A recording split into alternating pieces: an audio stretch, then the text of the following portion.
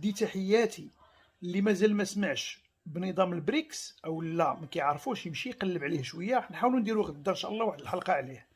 هذا نظام صوبته الصين، روسيا، البرازيل، الهند وجنوب افريقيا.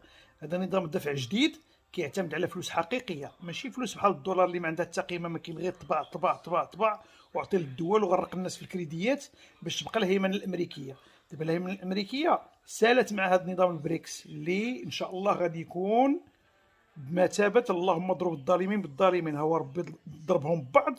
واخا امريكان دابا كتحاول جاهده على انها تزيد تغرق روسيا في الحرب باش تنوض حرب عالميه ثالثه، ولكن الاخرين اذكياء راهم خدامين على المستقبل ديال واحد المنظومه ديال الدفع اللي غتكون منظومه مزيانه لصالح كل شيء، لانها كتعتمد على الجهد ديال الانسان، وحتى الضرائب فيها غادي تختلف بزاف د الحوايج. قلبوا على هذا الموضوع هذا، سميتو نظام البريكس او دي تحياتي.